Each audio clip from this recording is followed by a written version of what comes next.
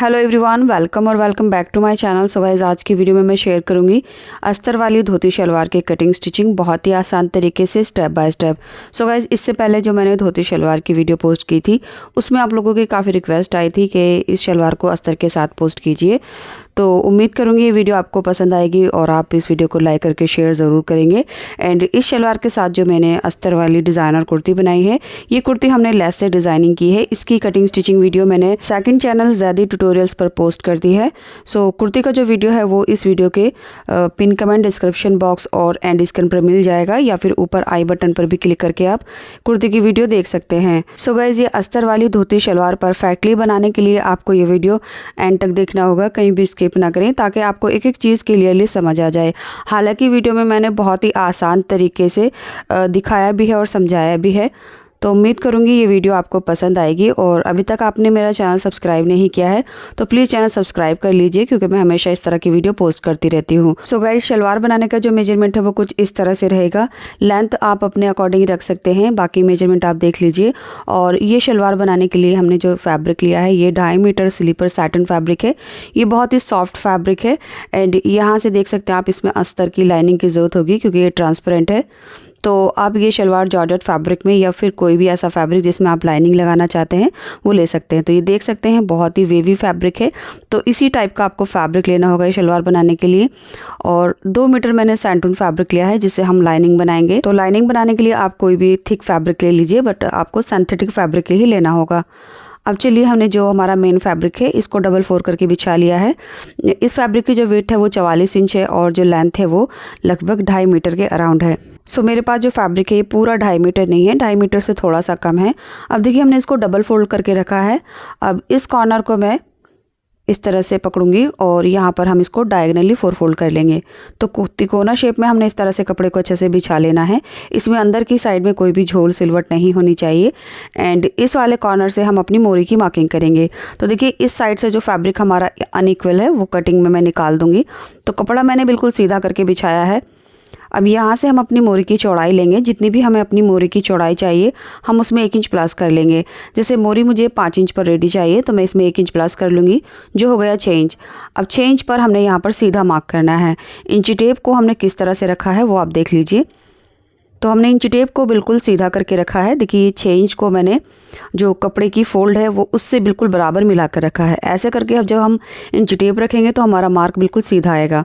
तो 5 इंच पर हमारी मोरी रेडी हो जाएगी। 1 इंच हमारा मार्जिन आ गया। अब शलवार की लेंथ लेने के लिए इस मार्क से नीचे की तरफ हम 2 इंच निकालेंगे, क्योंकि 2 इंच जो है वो हमारी मोरी आ जाएगी। सो यहाँ पर जो मोरी है कम से कम 2 इंच आपको लेनी है। सो मोरी कुछ इस तरह से 2 इंच की नीचे की तरफ आ जाएगी। अब इस मार्क से नीचे की तरफ हम 2 इंच निकाल देंगे यहाँ से, और उसके बाद ऊपर की तरफ हम अपनी रेडी लेंथ देखेंगे। सो गाइज़, यहाँ पर जो लेंथ है वो आप अपनी बेल्ट के हिसाब से रखेंगे। अब आप देख लीजिए आपको बेल्ट की लेंथ कितनी चाहिए। कम से कम 2 इंच और ज़्यादा से ज़्यादा 7 इंच तक आप ये बेल्ट की लेंथ रख सकते हैं। जैसे मान लीजिए आप 2 इंच की बेल्ट बना रहे हैं और शलवार की लेंथ 36 इंच पर आपको तैयार चाहिए, तो आप इसमें से 2 इंच माइनस करेंगे, जो हो गया 34 इंच। तो 34 इंच की लेंथ पर आपको शलवार कट करनी होगी। एंड बेल्ट की जो लेंथ है वो आप अपने हिसाब से डिसाइड कर सकते हैं आपको बेल्ट की लंबाई कितनी चाहिए। जैसे आप 2 इंच से 7 इंच तक के बीच में कुछ भी ले सकते हैं। तो यहाँ पर जो है मैं 36 इंच पर शलवार की रेडी लेंथ रखूँगी और बेल्ट जो है वो मैं 5 इंच लेंथ पर बनाऊँगी। तो मैं 36 में से 5 इंच माइनस कर दूँगी, जो हो गया 31 इंच। तो मैंने 31 इंच पर मार्क कर लिया। अब 1 इंच हम इसमें और ऐड कर लेंगे मार्जिन के लिए, जो हो गया 32 इंच। सो इस तरह से हमने मार्क कर लिया है और 5 इंच की हमारी बेल्ट आ जाएगी।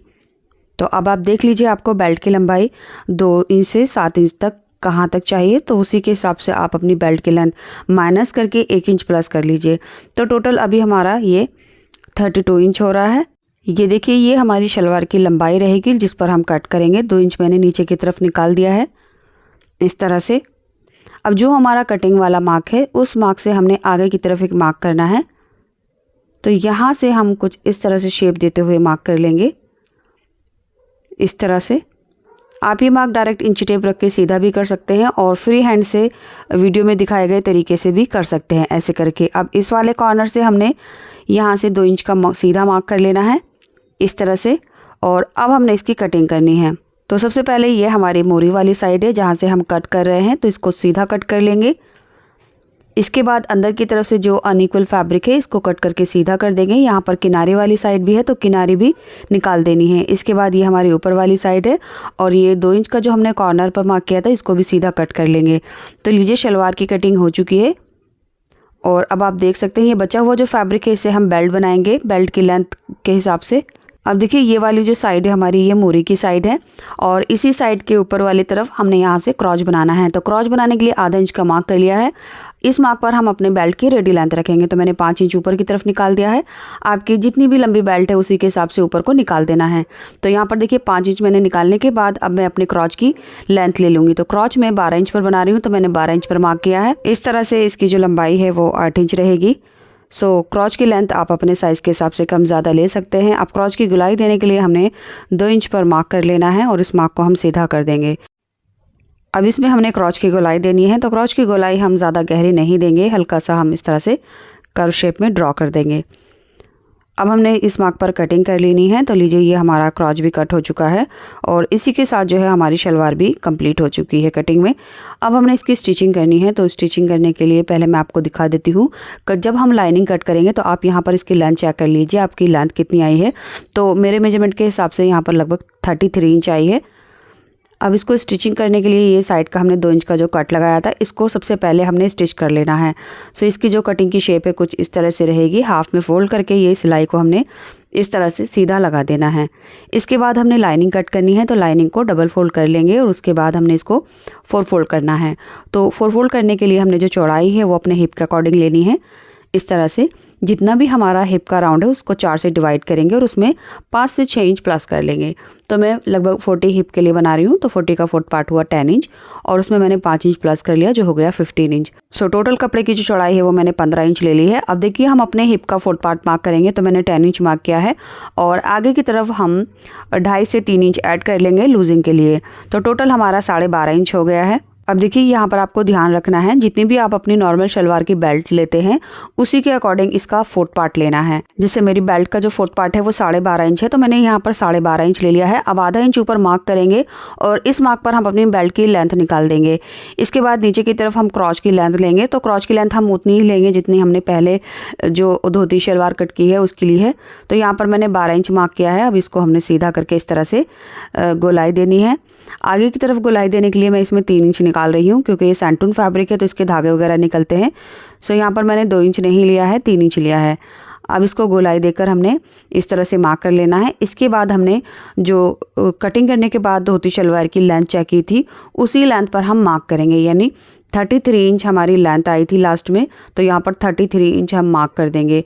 देखिए 2 इंच इसमें मोरी आएगी तो मोरी तक ही अटैच होगी जो लाइनिंग है, बट हम इसकी लाइनिंग पूरी टोटल ले रहे हैं मोरी के साथ क्योंकि ये जो है ये बिल्कुल सीधी लाइनिंग कट कर रहे हैं तो इसमें बिल्कुल भी झोल नहीं आए और अंदर की तरफ से जो कपड़ा है वो खींचे नहीं, इसलिए टोटल लेंथ ले लेनी है जितनी आपने कट की है। अब यहाँ से हम अपनी मोरी की चौड़ाई लेंगे। तो मोरी की जो चौड़ाई है वो मैं 6 इंच ले रही हूँ इस तरह से और आगे की तरफ हम इसमें 3 इंच और ऐड कर लेंगे। तो फिर से मैं आपको बता रही हूँ यहाँ चौड़ाई में भी हम ज़्यादा लेंगे क्योंकि जो अंदर की लाइनिंग है वो उठते बैठते टाइम कंफर्टेबल हो। तो यहाँ पर हमने लंबाई में और चौड़ाई में एक्स्ट्रा ले लिया है। जितनी भी मोरी है हम 3 इंच एक्स्ट्रा ले रहे हैं। सो ये 3 इंच जो हमारा एक्स्ट्रा है इसमें छोटे छोटे हम प्लेट्स बना देंगे जिससे हमारा नीचे की तरफ से बिल्कुल भी तंग नहीं होगा। तो यहाँ पर आप 2.5 इंच भी ले सकते हैं, 3 इंच भी ले सकते हैं। तो मैं 3 इंच ले रही हूँ। अब इन दोनों मार्क को हमने इंच टेप को इस तरह से रखकर तिरछा करके मिला देना है। सो यहाँ आप देख सकते हैं ये हमारा लगभग इस तरह से आएगा। अब ये मार्किंग कंप्लीट हो चुकी है। इसके बाद हमने इसकी कटिंग कर लेनी है। अब इसकी स्टिचिंग कैसे करनी है देखिए, इसको हम ओपन करेंगे। ये हमारा डबल फोल्ड है अभी। इसके बाद इसको 1/2 इंच का दबाव लेकर दोनों इसके क्रॉस सिल देने हैं इस तरह से। सो ये दोनों हमारे क्रॉस सिल जाएंगे। इसके बाद हमने बेल्ट कट करनी है। तो ये मेन फैब्रिक है जो बचा हुआ था। बेल्ट की लंबाई मैं इस तरह से 25 इंच ले रही हूँ। बेल्ट की गोलाई लेने के लिए हम अपने हिप का राउंड लेंगे और उसमें हम 10 इंच प्लस कर लेंगे। जितना भी आएगा उसका हाफ ले लेंगे। तो मैंने यहाँ पर देखिए 25 इंच पर मार्क किया है और बेल्ट की जो लेंथ है वो हम 8 इंच पर बनाएंगे। 5 इंच पर हम रेडी करेंगे और 3 इंच नेफे में और शलवार के साथ अटैच होने में चला जाएगा। तो इस तरह से लंबाई चौड़ाई आपने देख ली है। अब इसको सीधा मार्क करके कट कर लेंगे और बंद वाली जो साइड है इसको भी कट करके दो में डिवाइड कर लेंगे। ये हमारी बेल्ट कुछ इस तरह से रहेगी। अब बेल्ट के दोनों सिरों को हम आधा इंच का दबाव लेकर दोनों साइड से सिल देंगे। इसके बाद देखिए ये हमारी शलवार के जो 2 इंच के कॉर्नर थे ये भी हमने स्टिच कर लिए हैं और इस तरह से ये सीधी साइड है। इस साइड में हमारा ये एक क्रॉच है और इसके दूसरी साइड में ये हमारा दूसरा क्रॉच है। तो ये जो हमने 2 इंच की सिलाई की है ये हमारा सेंटर का मार्क है, तो इस पर हमने सेंटर का मार्क कर लेना है और इस साइड से हमने प्लेट्स बनाना स्टार्ट करना है। प्लेट्स जो है वो मैं 2 इंच पर बना रही हूँ क्योंकि कपड़े का जो अरस था वो ज़्यादा नहीं था। तो यहाँ से 2 इंच पर मार्क करके हम इस प्लेट को सेंटर में रखेंगे। तो इसके बाद हमने दूसरी प्लेट 2 इंच पर बनानी है और इसका जो गैप है वो लगभग आधा इंच रखेंगे। अब तीसरी प्लेट्स बनाने के लिए हम यहाँ पर 2 इंच पर रखेंगे और फिर हमने ये प्लेट इस तरह से उठानी है। बाकी प्लेट्स भी हम ऐसे ही बनाते रहेंगे। अगर आपके फैब्रिक का अरस ज़्यादा है तो आपकी प्लेट्स की गहराई 3 इंच भी आ सकती है और बेल्ट के हिसाब से जो है वो हम लास्ट वाली प्लेट को एडजस्ट कर लेंगे। ये देखिए बेल्ट की जो हमारी फोर्थ पार्ट है वो 12.5 इंच है, तो 12.5 इंच पर मैं इस तरफ से प्लेट रखूँगी। ऐसे करके देख सकते हैं आप, ये बेल्ट का हमारा फोर्थ पार्ट है तो जो चौड़ाई है वो 12.5 इंच आएगी। और अगर हम बेल्ट का हाफ रखेंगे इस तरह से तो दूसरी साइड की जो प्लेट्स है वो भी इसी तरह से आएंगी। ये देखिए इस तरह से। ऐसे करके हमारी ये सारी प्लेट्स आ जाएंगी दोनों साइड से एक दूसरे को फेस करते हुए। अब आपकी बेल्ट की चौड़ाई ज़्यादा है कम है, इसी के हिसाब से आप लास्ट की कुछ प्लेट्स एडजस्ट कर लेंगे। मान लीजिए आपकी बेल्ट मेरे साइज से ज़्यादा है तो आप लास्ट की जो प्लेट है वो इस तरह से ओपन कर लेंगे, अगर कम है तो और ज़्यादा प्लेट डालेंगे। बस यहाँ पर ध्यान रखना है बेल्ट की जो चौड़ाई है वो कितनी है उसी के अकॉर्डिंग प्लेट आएंगी। तो चलिए प्लेट्स डालना दिखा देती हूँ। तो मैंने कुछ प्लेट्स डाल ली हैं और बाकी आगे की भी प्लेट बिल्कुल ऐसे ही डलेंगी। तो जो प्लेट है उससे 2 इंच दूरी पर हमने प्लेट उठानी है और उसको हमने लगभग आधा से पौनी इंच दूरी पर रोक देना है। सारी प्लेट्स ऐसे ही करके आ जाएंगी एंड एक बार चेक कर लेंगे। ये देखिए मैंने सारी प्लेट्स एक साइड की डाल ली है, सेंटर से हमने चेक कर लेना है। तो ये मैं 12.5 इंच रखूँगी। तो यहाँ पर आप देख सकते हैं जो मेरी बेल्ट का फोर्थ पार्ट है वो 12.5 इंच आया है, तो इसी के हिसाब से हमने ये इस साइड की प्लेट एडजस्ट कर लेनी है। एंड बिल्कुल इसी तरह से अब हम दूसरी साइड की प्लेट्स डालेंगे। तो यहाँ से सिलाई को मैं दूसरी तरफ ले जाऊँगी सेंटर, और इस सेंटर से हमने यहाँ पर फिर से 2 इंच पर प्लेट उठानी है और सेंटर में रख के सिलाई कर देनी है। इसके बाद अगली प्लेट भी हम 2 इंच पर रखेंगे। सभी प्लेट्स का जो गैप रहेगा वो इक्वली रहेगा और दोनों साइड की जो प्लेट्स हैं वो एक दूसरे को फेस कर रही हैं। ये देख सकते हैं आप। टोटल हमारी जो प्लेट्स डलने के बाद लंबाई है वो 25 इंच आई है। बिल्कुल इसी तरह से हमने अपनी शलवार का दूसरा वाला पार्ट रेडी किया है प्लेट्स डालने के बाद। ये देख सकते हैं आप। अब इनको हमने यहाँ से मिलाकर रखना है और इनके क्रॉस सिलने हैं। क्रॉस सिलने के लिए हम आधा इंच का दबाव लेंगे इस तरह से। दोनों क्रॉस सिलने के बाद इसको हमने साइड से पकड़कर क्रॉच को सेंटर में कर लेना है। हमारी जो शलवार है वो कुछ इस तरह से रहेगी।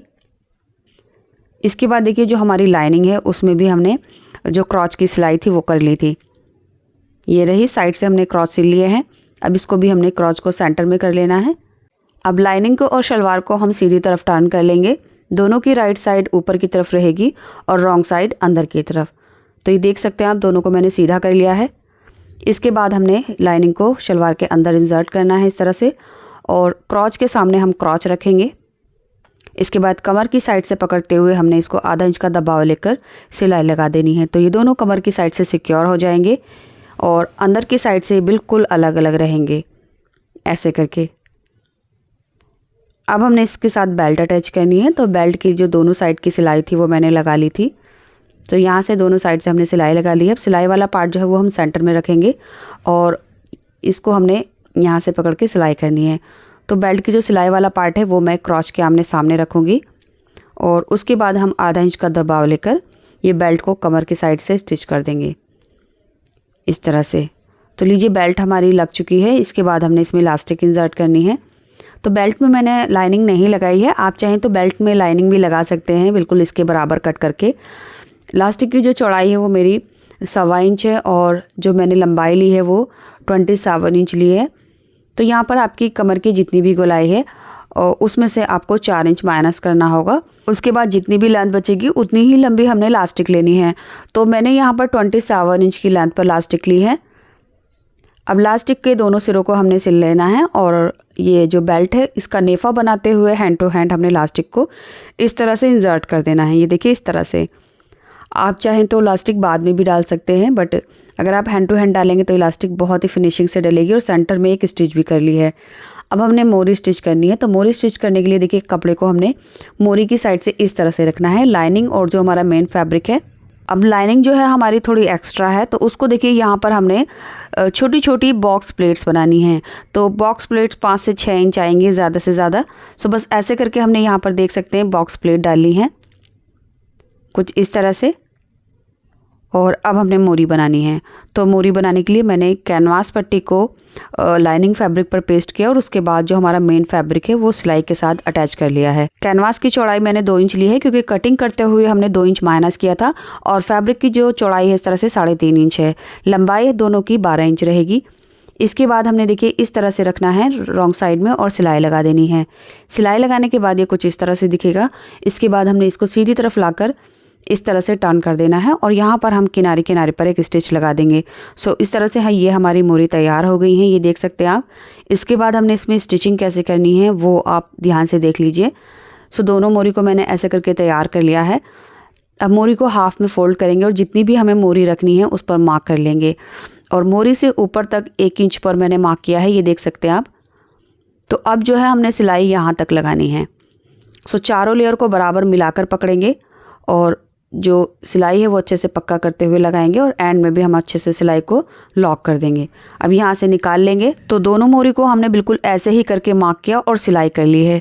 इसके बाद आगे की जो सिलाई है वो दोनों की अलग अलग होगी, यानी जो मेन फैब्रिक है उसको हम अलग पकड़ेंगे और यहीं से हमने सिलाई करना स्टार्ट करना है। तो यहाँ से जितना भी हमने दबाव छोड़ा था उतना लेते हुए सिलाई कर देनी है। तो ये हमारा मेन फैब्रिक है। क्रॉच के सामने बिल्कुल क्रॉच आमने सामने आने चाहिए ऐसे करके। और बाकी जो सिलाई है इस साइड में भी हमने ऐसे ही कर देनी है। सो फ्रेंड्स, अब हमने जो सिलाई है वो दोनों की अलग अलग करनी है। और अब इस सिरे पर आकर देखिए ये सिलाई को हम वहीं लाकर रोकेंगे जहां हमने चारों लेयर की सिलाई एक साथ की थी, इस तरह से। अब इसके बाद हमने जो लाइनिंग है उसकी स्टिच करनी है। तो मेन फैब्रिक को अंदर कर देंगे और यहीं से मैं सिलाई करना स्टार्ट कर रही हूँ इस तरह से। और जो दबाव है वो हम उतना ही लेंगे जितना हमने मेन फैब्रिक में लिया है। बाकी आप समझ ही गए होंगे, आगे की सिलाई बिल्कुल सिंपल ही है। सो फ्रेंड्स, इसको जो है हमने कमर की साइड से और मोरी के साइड से अटैच किया है। बाकी इसके जो क्रॉच हैं और जो इनर वाली सिलाई है दोनों की अलग अलग रहेगी। इससे फ़ायदा ये होगा आपकी शलवार का जो फॉल है वो बहुत अच्छे से आएगा। लाइनिंग जो है वो फैब्रिक चौड़ाई में कम है तो ये उसको खींचेगा नहीं, यानी ऊपर का जो फैब्रिक है उनके जो साइड्स के फॉल बनेंगे वो अपनी अलग बनेंगे। अब इसको सीधी तरफ टर्न कर लेंगे।